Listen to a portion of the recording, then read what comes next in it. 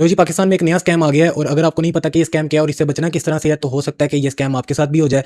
अभी मैं आपको एक रिकॉर्डिंग सुनाऊंगा, ये उन भाई साहब की है जिनके साथ ये स्कैम होने वाला था। अभी पहले आप ये रिकॉर्डिंग सुने, फिर देखते हैं कि हमने इस तरह के स्कैम से बचना किस तरह से है। अस्सलाम वालेकुम जी।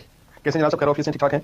जब मेरे साथ भी जो है ना कल एक वाकया हुआ, तो मैंने कहा आप लोगों के साथ भी शेयर करूं कि नया वाकया हुआ मेरे साथ कि मुझे कॉल आई सिम पे और मुझे पूछा जी आपका नाम, मेरा नाम लेकर पूछा कि आप फलां बात कर रहे हैं और मैंने उसमें बात कर रहा हूँ। उन्होंने कहा जी एक नंबर, उन्होंने मुझे बताया कि ये सिम का नंबर है, ये आपके नाम से, मैं आपको पता है? मैंने कहा जी मेरे नाम सिम नहीं है और ना मैंने निकलवाई है। उन्होंने कहा जी आपके नाम ही है, 2018 में हमने निकलवाई थी और इसके ऊपर जो है एफआईआर कटी हुई है, एफआईआर से बात कर रहे हैं। तो मैंने कहा जी मेरे नाम नहीं है। उन्होंने कहा आपके नाम नहीं है, तो मेरे नाम जो बाकी 5 सिमें थी उसके अंदर मुझे नंबर बताए। उन्होंने कहा जी ये सिम आपके नाम है, ये सिम आपके नाम है, ये सिम आपके नाम है, वो 5 सिमों के नंबर उन्होंने बताए। फिर उन्होंने मुझे कहा कि ये आपका आईडी कार्ड नंबर है, ये आपका एड्रेस है, यही है? मैंने कहा जी यही है। तो उन्होंने कहा जी जो पहली सिम हमने आपको बताई है ना जिसमें एफआईआर कटी है वो भी आपके नाम पे है, लेकिन आपको पता नहीं है कि वो कहाँ मिसयूज हुई है और उस पर जो है एफआईआर हुई है। अभी हमारा इंस्पेक्टर आपको वीडियो व्हाट्सएप पे कॉल करेगा। उसने कॉल बात की तो मुझे व्हाट्सएप पे कॉल आ गई, उनकी डीपी पे एफआईआर की पिक्चर लगी थी। तो वो मुझे कहने लगा कि जी आपके खिलाफ एफआईआर है और वो सामने आपको बता दिया जो आपके बारे में एफआईआर हुई है। तो मैं आपको वीडियो कॉल करता हूँ, आप मेरी वीडियो कॉल रिसीव करें।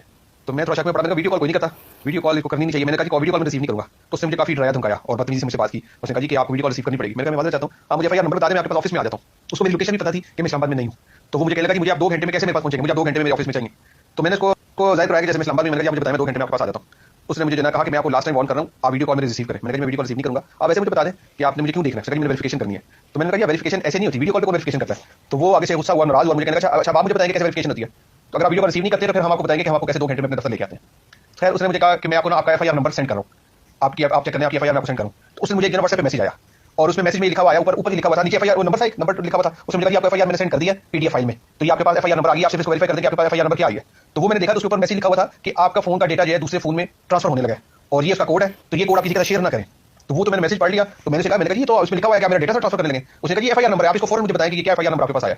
तो मैंने कहा जी मैं आपको नहीं बता सकता, अब मैं आपके ऑफिस आके आपको बताऊंगा। खैर उसने फोन बंद कर दिया। काफी मैं उसको ट्राई करता रहा उसके पास नंबरों पे, लेकिन वो नंबर डायल नहीं हुआ। तो यहाँ तक नौबत आ गई कि हमारी सारी डिटेल, वो मेरे घर के नंबर थे, मेरे फैमिली के नंबर जितने भी थे, वो सारी डिटेल उनके पास है। तो यहाँ तक नौबत आ गई है कि हमारा आदमी जो है इस तरह से कॉल करके फ्रॉड करने की कोशिश कर रहे हैं। तो मैंने कहा मैं आप भाइयों से भी शेयर करूँ कि आप खुद भी इसे इन्फॉर्म आपको करूँ और आप खुद भी मतलब करें और लोगों को भी इन्फॉर्म करें कि आजकल ऐसे बहुत सारे फ्रॉड हो रहे हैं।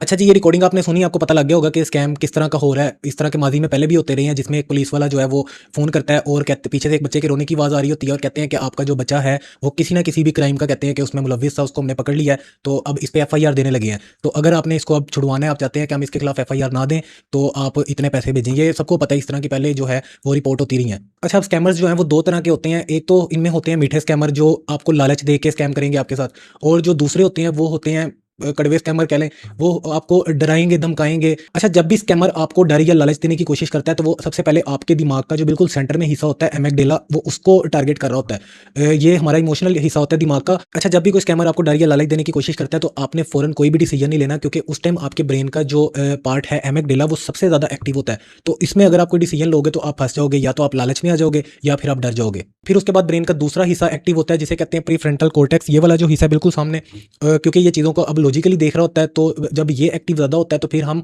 हर चीज़ का जो डिसीजन है वो सोच समझ के लेते हैं।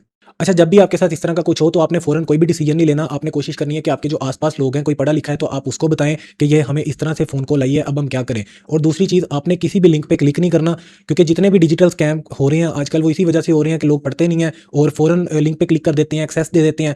मैं अपना बताऊँ तो मैं छोटे होते जितनी भी ऐप्स वगैरह करता था, जो भी डाउनलोड करता था, मैं सब पे ही एक्सेस ओके कर देता था, सब पे ही एक्सेप्ट कर लेता था। तो इस तरह से नहीं करना। ये जितने भी स्कैम हो रहे हैं वो इसी वजह से हो रहे हैं। और तीसरा, अगर कोई ओटीपी वगैरह का तो सबको पता लग ही गया कि अगर कोई ओटीपी आता है तो नहीं देना। सबसे बड़ी वजह यही है स्कैम की। इसके अलावा आपने क्या करना है, अपने एफआईए में या पुलिस में या हमारे जितने भी मुतलका अदारे हैं, आपने उनसे रब्ता करना है और उन्हें ये सारी चीज़ बतानी है कि इस तरह हमें फ़ोन कॉल आई है। बाकी इस तरह के स्कैम आजकल बहुत ज़्यादा बढ़ गए हैं, तो कोशिश करें कि कोई भी आपको फ़ोन कॉल इस तरह का आता है तो आप उसकी बातों में ना आएँ और लोगों को बताएं। मज़ीद ये वीडियो भी अपने आसपास के लोगों को भेज दें ताकि वो भी इस तरह के स्कैम से बच सकें।